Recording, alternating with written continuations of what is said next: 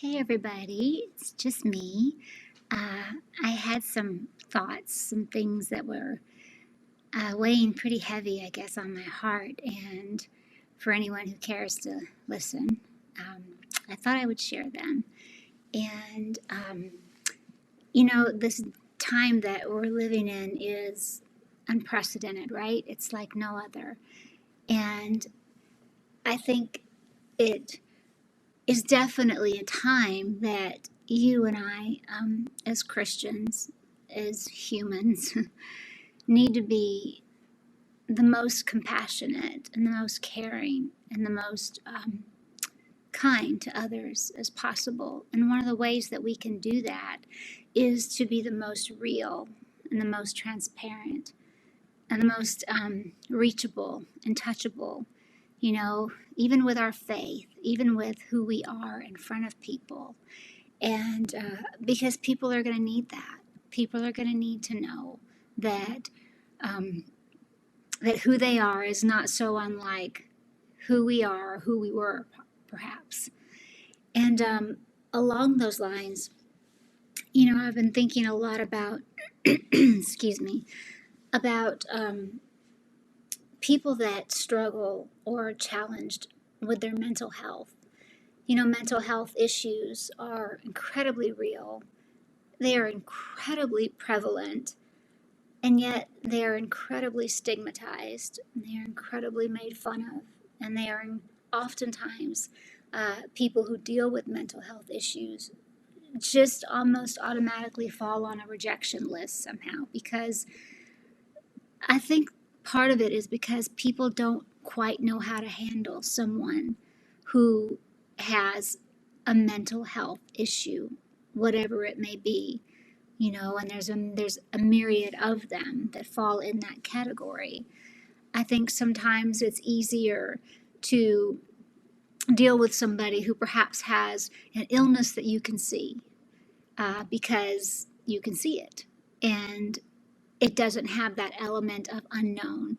Whereas sometimes when somebody deals with something that is psychological, that is of the mind, is of the brain, a brain disorder of some sort, a personality disorder of some sort, whatever it may be, I think many times people just want to opt out, and they just want to, no, because I think they might be a little afraid and a little ignorant, and that's not a good combination, because there are so many people that are needing the help in this area right now.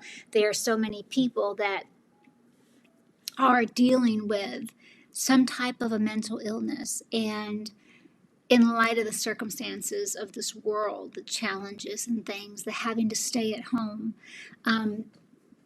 it's almost unbearable to them, as it is, I know, to many people. But I want to shine light on this particular community, if you want to call it, or this particular person who deals with issues, who deals with illness, in the mental health arena. And here's the thing that we don't understand a lot of times is that unless maybe, well, if you are the person that you fall into that category that I'm talking about, or if you are the loved one of them, you do understand. But many people don't understand that someone who deals with sickness, mental health in the mind of any sort, whatever the disorder, whatever it may be, many times that person, they struggle in their perception. They struggle in perceiving accurately or intricately. For instance, you may be at home in quarantine and lockdown, or whatever we're calling it today. You may be that, and it's horrible. It's awful. And we say things like, I'm just going stir crazy, and I just gotta get out of my house, and I just want to pull my hair out. And okay, I can understand that, but take it like to the nth degree, and someone who might be dealing with a certain type of mental disorder, they feel like, yeah, what you're saying, but to them, it's like, I can describe it like this. It's like a tunnel, and it's getting darker and more narrow and more narrow and more narrow. And they can't see their way out. They can't see that this is going to change at some point. Jesus willing, this is going to change at some point, and we're going to, they can't see that. In that moment, all they can see is that it's hopeless. And it's those types of severe thoughts, severe types of perceptions that lead people to do drastic things, that lead people to feel suicidal, to feel utterly hopeless. And you may think, oh, I don't know about that. That's so strange. Well, I do know about that. And my heart is just breaks in some ways for those that are dealing with these types of issues, especially in this time, because more than ever, they need to be reassured. They need someone who's going to be patient and kind and be willing to explain something to them 3 and 4 and 5 times over again, because sometimes the brain just doesn't grab it the first time. They need someone to gently remind them that they're okay. And you say, well, if they're saved, they should know better. And if they're saved, they shouldn't be having this and shouldn't be. Well, shoulda, woulda, coulda. But here we are. You can't live in the realm of shouldn'ts. It's not a fair, it's a cruel world to live in the realm of shouldn'ts, because you have people that are born again and love Jesus and have spent their whole life loving Jesus. They know him inside and out, and yet they are struggling to keep their mind stayed, literally, on God and stayed here on this earth, and they are struggling with things day to day. How do I know this? How do I speak so confidently about this? Because I am this. I am this. And I've never shared this before, and not real sure I want to do it now, but I kind of feel like maybe I need to, because while I was saying how it's been just breaking my heart thinking about the people that are struggling, and the suicide rates going up, and the abuse rates, and self-harm, and all of these things. And all of these things lead back to the mind, and people dealing with bipolar, people dealing with personality disorders, all of these things. This is so big to me because I deal with that. And I love Jesus, and I am born again, and I've been to Bible school. I'm a Rhema Bible graduate, and I'm proud to say it. It's the most wonderful thing to me. And I've been filled with the Holy Ghost longer than I can remember me speaking English. I grew up in the ministry. My mom and daddy are pastors. I've been a pastor's kid my whole life. Went on into Bible school, went right on into associate pastoring, and then on into pastoring.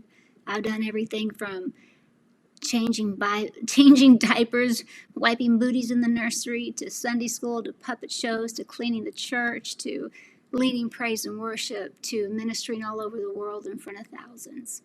And it's the joy of my life.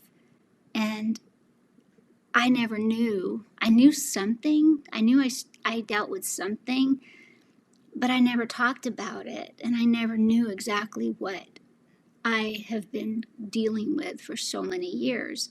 And so, we learn about faith, and you just start attacking things with your faith and pushing through it. And, you got a call on your life. There's an assignment. Life goes on. You love the church. And this is the way I lived. I love the church more than my own life. I pastored with my entire life. I love the people more than I love myself. And you give yourself away. You give everything that you can, because you're so dedicated, and you so want to please God, and you just love the people, and you want to love them as he loved them. And in the process of all of this, I didn't realize that over the years I just began to deteriorate, I guess is a word. I think that's a fair word to say.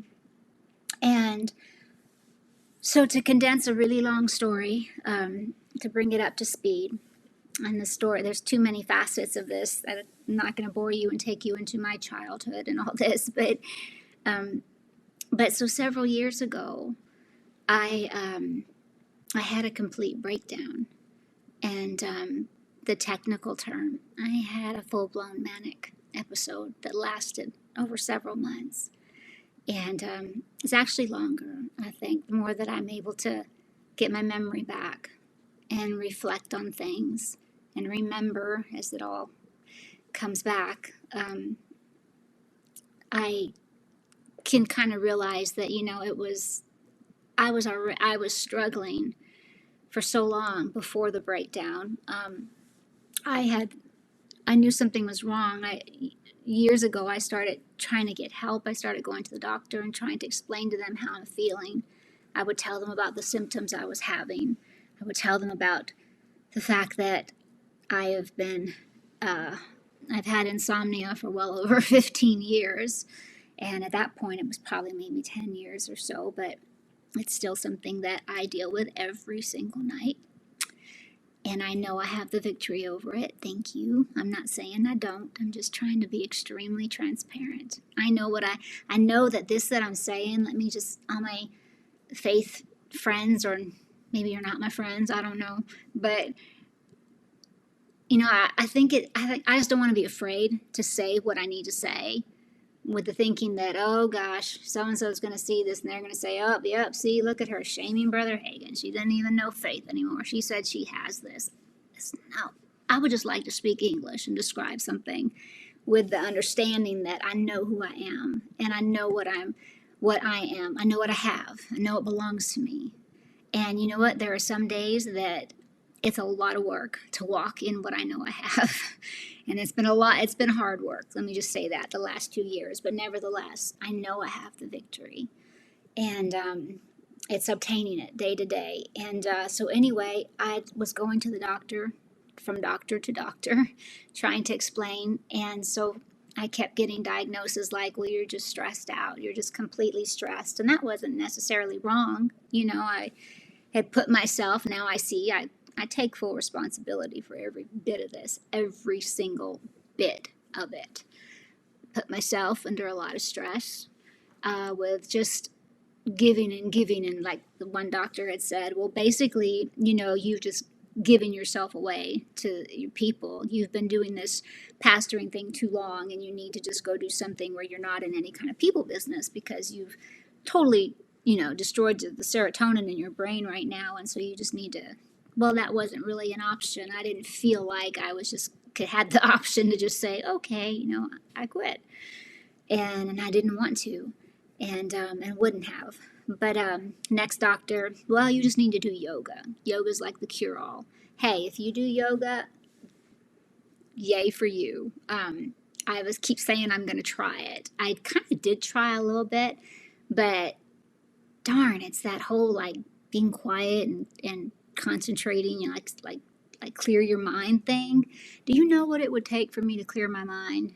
That is one of the major symptoms that I have been dealing with my entire life. An incredible, it's called racing thoughts, and it's more than just, I got a lot on my mind. No, it's a bit torturous at times. And so anyway, I wasn't going to do yoga. I wasn't going on a yoga retreat. Changed my diet, did that. Work out more, did that. All of this stuff. Finally, another diagnosis, another thought process and he realized, he said, I think your hormones are, something's off. And he was right. That wasn't wrong. He was right, but he was only partially right. And so then came the need over the few years of trying to find a doctor who knew what they were talking about and who weren't just going to pump me full of chemicals, or, I wanted a natural approach in a sense. And so ended up finding some help and some precious minister friends and people that I dearly love and look up to. They helped me so much to be able to get to Texas and to get some help for a season of time. And it got to be quite expensive, and for them and for us. And I ended up trying to find treatment on Maui, and I couldn't, and I tried. So I was working with this one particular doctor, and fast forward my story a little more. At one point, it finally came down to this. He said, I think that what we need to do is put you on a particular medication, and I think that when you get on that medication, then we'll go from there and see if it helps. And I've always been a little skittish about meds and prescriptions and things. That's just me. I would love a more natural approach to things, but I'm not saying don't take your medicine. You do, You do what you want and do what is fitting to you and the Lord and your doctor. And so I took it because I was so desperate for help. I was desperate to be able to make some sense of what was happening in my life that I was not telling anybody. The no sleeping for 10 plus years, the continual racing thoughts, the severe mood swings. And when I say that, I don't mean, mood swings going from outrageous bursts of anger to all of a sudden outrageous bursts of laughter. No, see, I wasn't like that. I didn't profile that way. And it was a different type. My mood swings would be happy, which is that's my default button. It always has been since I was a little girl, whether I'm happy or not. I know how to be happy when I need to be happy in front of people. I know how to be happy when people need me to be happy. But that didn't mean that I was always happy on the inside. And all that caught up to me at 40-something years of age. And so after taking this medicine, what was happening was that it started out as depression, but that depression got dark, really dark, and things got really bad in my mind. And at this point, I was, trying everything I could do to not show it, to try to just, like I said, my whole life was my family and pastoring. And I didn't want to displease and disappoint. That's how I felt. I didn't want to disappoint either, because I'd given my life for both. And but it was getting harder and harder. And so I would go back to the doctor and say, okay, I've taken this medicine. And you know what? I'll just tell you what it is. I mean, what's the secret? For me, it didn't work. I'm going to say that. If it works for you, great. For me, it was the bane of my existence. It was the thing that I wish I had never touched, because it was like poison to me. And I understand why now. I didn't understand then. But it was Prozac. And so I'd go back and he'd say, well, it's just too small of a dose. You need to up it. And so he'd up the dose. And I was a little leery about it. But I wanted to do whatever I could so that I could be okay. And I thought, all right, I'll just go with this. And he's the doctor. So mad. I'm still mad at myself for that. And but I'm working on it. So this went on for months and months, and I can't recall now, we got up to 4 or 5 dosage raising appointments, to where the dosage was so high. I now know, I've been to many doctors since now, and they all just flip when I tell them my story. They're like, what? And they all have said, are you kidding me? That is the last thing, that is the worst thing possible he could have given you. And the symptoms were there in front of him, but he didn't see it. And he didn't examine quick enough, further enough, deeper enough, I should say. So upon this dosage being raised, I started to unravel. My life started unraveling. My thinking, I started to become extremely paranoid. I was very paranoid, and I'm not normally like that. And I started to believe that, maybe everyone was against me and my husband didn't love me. The church, thought I was a horrible pastor after 20 plus years, literally, giving your all. I just had these thoughts, like these horrible thoughts about life, about myself and my existence and my worth, and that just snowballed, and it became worse and it became worse until one day I just kind of snapped, and I left my life. And I'd never ever done anything like this before. It's completely out of my character, and I'm not shaming you if you have. I mean, hey, that's only between you and Jesus. But for me, I had not done anything like this before, and I began to live a whole other life. I left my marriage, my church,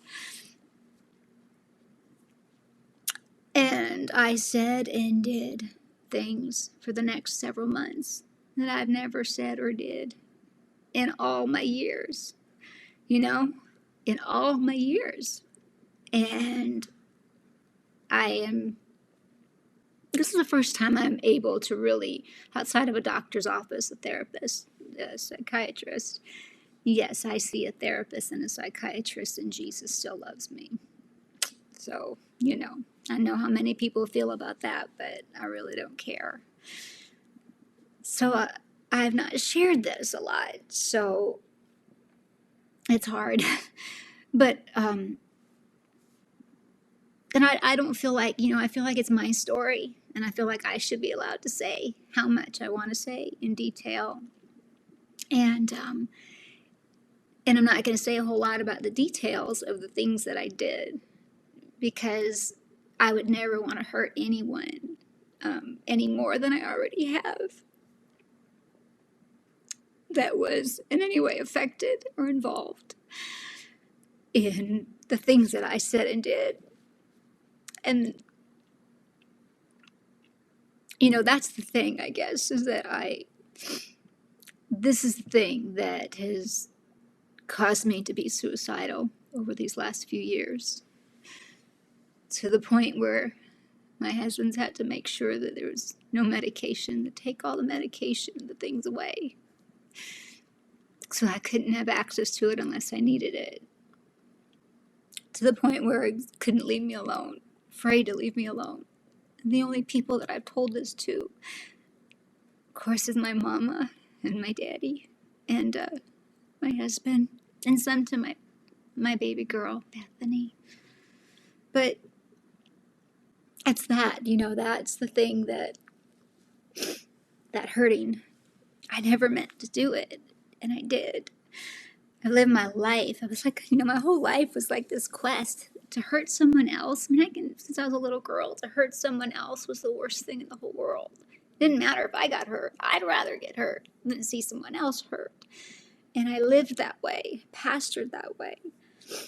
But I hurt a lot of people. And the thing is, I didn't know. I wasn't just having a midlife crisis. I didn't just decide one day that, what, I'm just going to drink copious amounts of alcohol, and I'm going to see how close I can come to running my car off the cliff, and I'm going to just stuff that I did. And like I said, there's so many things involved in this, and even the people that were involved with the things that I did, I would never want to cause any more pain to anybody. So let's just say this, that when all of this happened, I was not aware at the time what I was dealing with.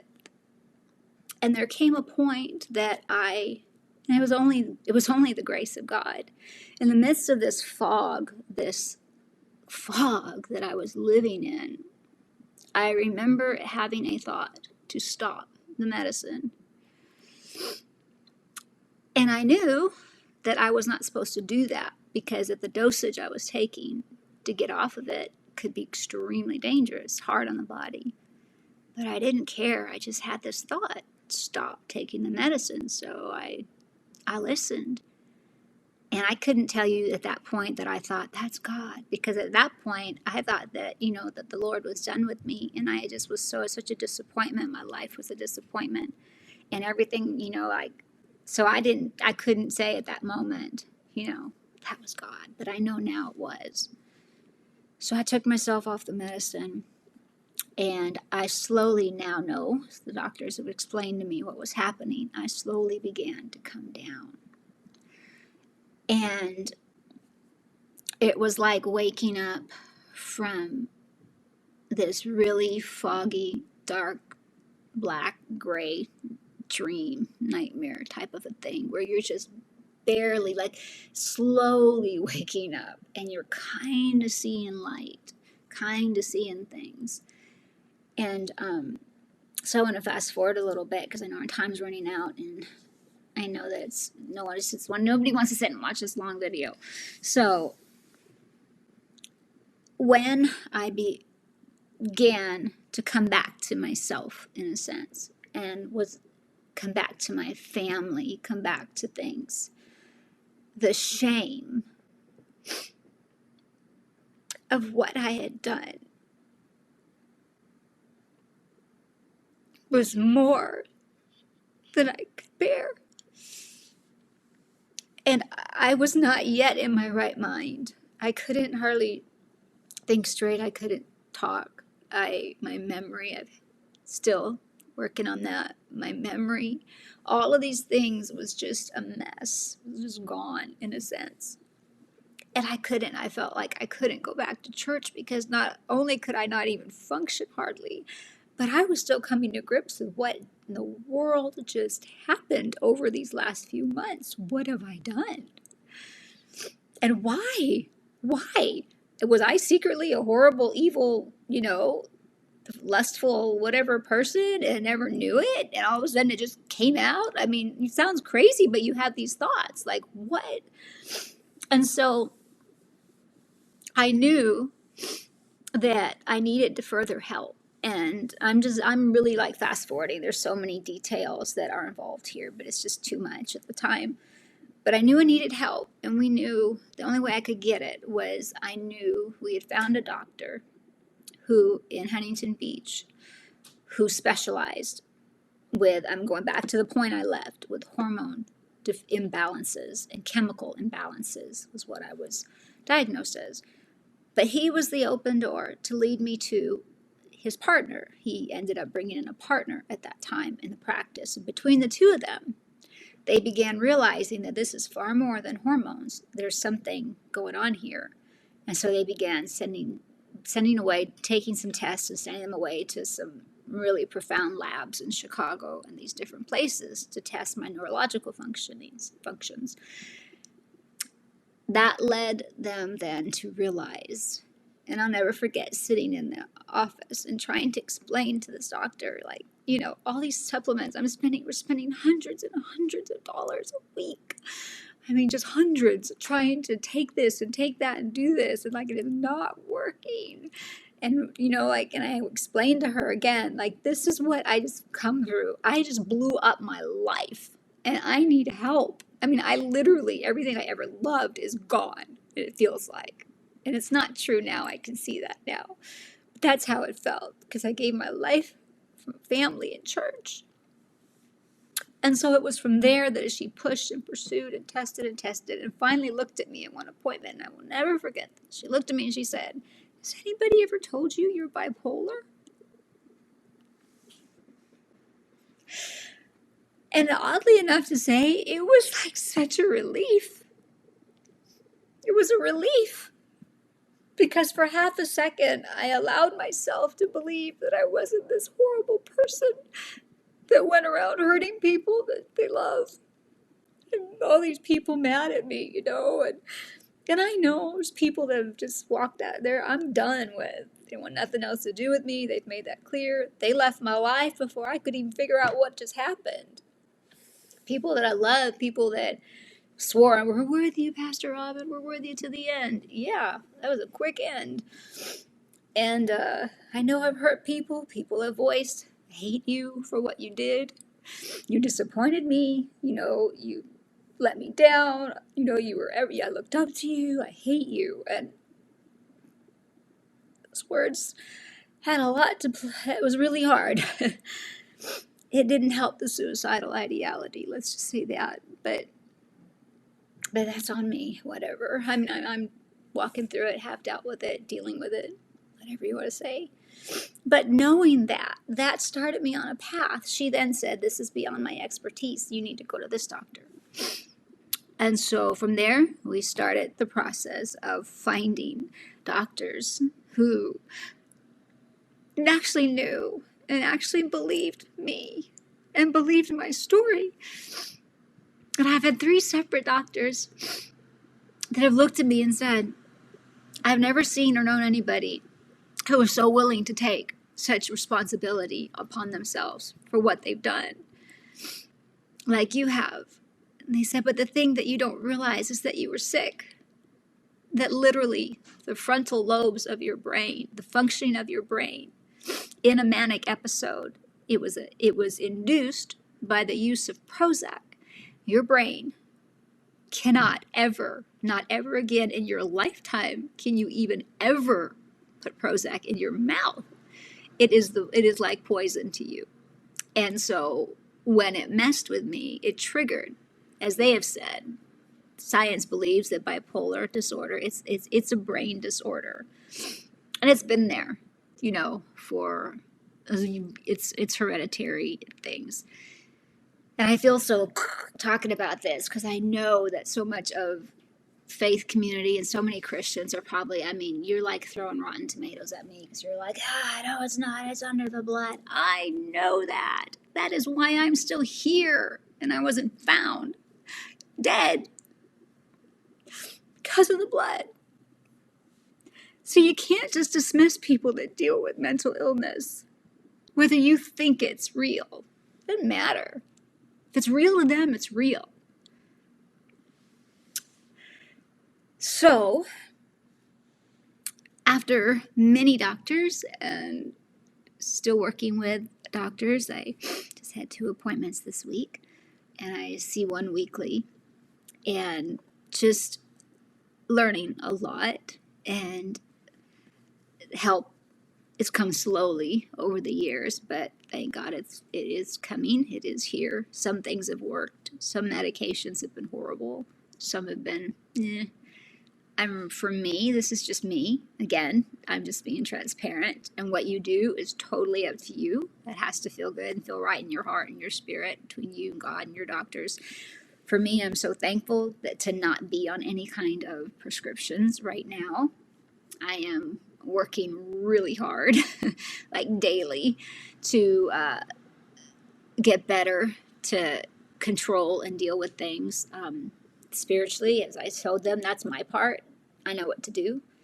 But with supplements and things like that, natural supplements, a lot of them, but I'm doing my part. Diet plays a huge part. Exercise plays a major part with brain and with patients or people that have bipolar. So anyway, I'm here to this place where I am really still trying to walk, trying to figure out life from everything that's happened. Do I think people will accept me and I'll ever, really minister again one day? Honestly, I don't know. Because I can honestly tell you that I have found the church to be a real judgmental church. And that's just me. That's been my experience. I've had a lot of good acceptance. I've had a lot of love from a lot of people. And that means more than anything. It's priceless. But I will say the judgment, the write me off, it's a little bit, thanks, and not want anything to do with me, and these types of reactions and things, it's been more. The bad's been more than the good. But you know what? I know that as people, and people are people, Christian or not. Sometimes people are just people. But I'm walking this out daily. I know a lot of people think that I've left their life, and I haven't. I remember writing letters to try to apologize and explain as best I could to people and saying that, I'm not able to talk, and it was really hard for me. It's still hard for me. This is hard. Not the speaking in front of people, done that my whole life, but sharing this one-on-one, trusting, I guess is what I'm trying to say. Trusting is hard still. But here we are making steps, and I haven't left anyone's life. I have cut off contact with a lot of people, not because I was being malicious and evil and just trying to be a witch and blah, no, it's not me. It's not me. I don't do that. But I did what I had to do to survive because I couldn't even function. Sometimes I'd go for weeks and I can't get out of bed. Go for weeks and I can't even remember. Wayne could tell me something and he'd turn around and walk away and I literally can't even remember. And this would go on day after day. So many things, so many symptoms that I don't want to talk about. But I say all that to say, here we are today. It's my story to be told. I know others have taken it upon themselves to tell my story, so I understand. but to me, it doesn't count. It's not your story. You can't tell someone else's story like they can. And this is my story, and there's a lot more to it. A lot. But Jesus is wonderful. He's my helper.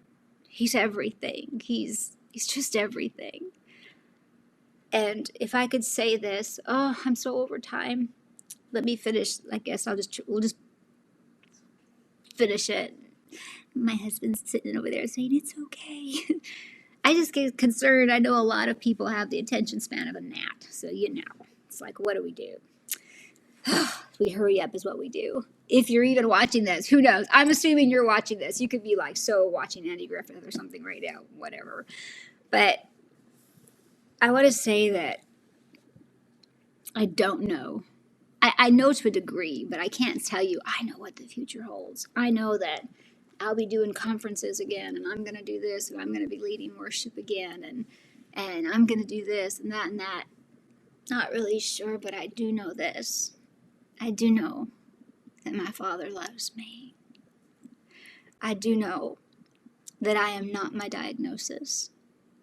I do know that although I am walking this out daily, and through prayer, through faith, through doing my part in the natural, through the word, through the love of my family, my husband, my daughter, and my mom, my daddy, even though he's in heaven, and my brother, and sister-in-law, it just goes on and on.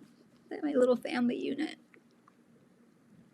I know that I can, whatever's going on, I can do this day by day. Anxiety can't win. Crippling anxiety. Severe depression. And I feel like it's unfortunate, but I feel like you have to try to describe. I feel like you almost have to convince people, because I've met up with that. When I've tried to be open with some people, just don't believe me, because it's like it's not Christian-like or something that this happened. I suffered and dealt with this. I mean, like I said, I take all responsibility. Nobody else involved. I take all the responsibility. Absolutely. But I was sick also. And I feel like somehow that's just discounted me in people's eyes. That, I just don't get it. And so if you are struggling with something, well, the joy of the Lord's your strength. Don't you know that? Absolutely, I know that. I've known that since I was 3. I could quote it to you when you couldn't. I know that. It's my life. I live on that. It's the only reason why I'm still here is because of the Lord. But I know that we walk things out. And I hope that in this time that we're living in, and some prophesy it's getting darker. Some prophesy it's getting lighter. Well, you know what? Whatever it's going to get, it's going to get. But the bottom line is there are still people that are going to need to know that they're loved and that it's okay, that somebody loves them exactly the way they are. And even if you can't understand them, you can love them. And I think that's a real key, because I think sometimes we're so quick, we're harsh to judge and condemn what we don't understand. We're so harsh to speak against and condemn something when we don't understand it, instead of just shutting up and trying to understand, looking at someone's life. I've just thought how many times I couldn't understand, and I'm just being honest, I could understand people that I've been in their life since I was a little girl. They've known me for 10s and 20s of years, and just people that I've loved with all my heart. And I couldn't understand, why couldn't they look at me and realize, we've known her for up teen years, and she's never done anything like this.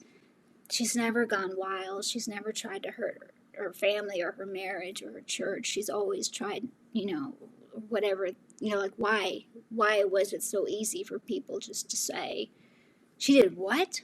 Oh, psh. And throw away literally almost a lifetime of a relationship that clearly meant so much more to me than it did to them. But that's life. That happens.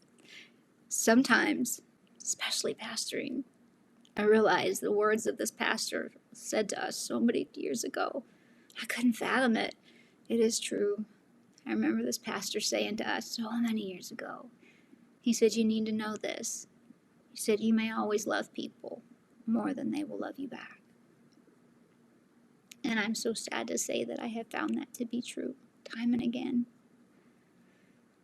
But I'm grateful for the ones that are still in my life, my family, who didn't give up on me, that believe in me, and that love me.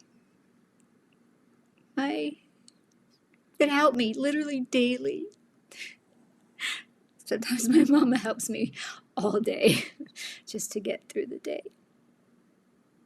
Yeah, my husband, my daughter, and my brother. Anyway, I'm rambling. But please, in this season, if you know someone that's in your household, maybe you live with them, maybe it's a spouse, maybe it's a child, and it's so easy, I know, it's so easy. It has to be to get frustrated and to get tired, trying to live life around this dealing with this disorder in whatever form it may take. But I just want to encourage you. And if you see someone out and about and you meet them, the Lord brings you across someone's path and you find out that they're bipolar 1, diagnose that, or bipolar 2, or they have multiple personality disorder, or whatever you want to call it. Before you rush in and just judge them harshly and say, you know what, you're demon possessed, or whatever. And maybe you say, well, it's true. Well, there's a way to do this. There's a way to handle things. And the point is that people that deal with mental health issues, it's real. It's prevalent whether you like it or not, whether you understand it or not. But if you say you love Jesus and you say that you're called to love people, then make sure that you're loving them too, because they need it just as much as children, as the elderly, as the drug addict, as whatever. They need it just as much. And so many times, especially in the temperature, I can say, the atmosphere right now, it's so charged with just fear and uncertainty. And just for a minute, try to put yourself into their shoes and what this world must feel like to someone who already deals with such anxiety or such severe depression. Think about what that feels like, and I hope that you'll help. And if all you know to do is just be a friend or be loving and not judge them, man, that means the world. Not being judged, it's a gift, a true gift. So, this is just a snippet of my story. You don't have to like it. You don't have to like me. Whatever. Jesus loves me. But, yeah. I hope this helps somebody to be able to look outside of yourself and to realize that, there are so many more people around me that possibly fall into these categories. And here's a news flash. It may even be your pastor. No. Now I lost everybody. Everybody just hung up. Everybody's mad. Everybody's offended. See? But it was me. Pastored for, how long did we pastor for? Almost 22 years. It was me who grew up in church, who did like I said, everything under the sun, every ministry possible in the church. As pastor's kids, you do it. Go to Bible school. All these things. Yeah, it's life. It's life. And so, pastors struggle too. And the thing is, they probably will never tell you because how can they? How can they when they're your fearless leader? So, I think about pastor suicide rates over the last few years. These that we've read about, I'm sure they were precious, powerful young men of God, pastors, and how they took their life. And I thought one of the saddest things to me is that everybody's sitting around scratching their head going, I never saw that coming. I had no idea. I mean, he was amazing, always full of energy, full of joy, loved everybody, preached the house down, anointed, sing, prophesy, all this stuff. But it's just devastatingly painful to think what that person must have been going through, what he must have been going through, and what I was going through. All right, I've said probably too much. And if I didn't have any friends, I probably don't have any now. So, well, I love you. And you know what? I just pray that if you're listening to me and you deal with any kind of anxiety disorder, depressive disorder, bipolar disorder, multiple personality disorder, whatever it may be, any kind of mental health issue, and I just speak peace to you in the name of Jesus. And I speak peace to your heart. And I speak peace to your mind. And I speak peace to every part of you. And may you know that you know beyond every uncertainty, may you be certain of this, that you are loved by God himself.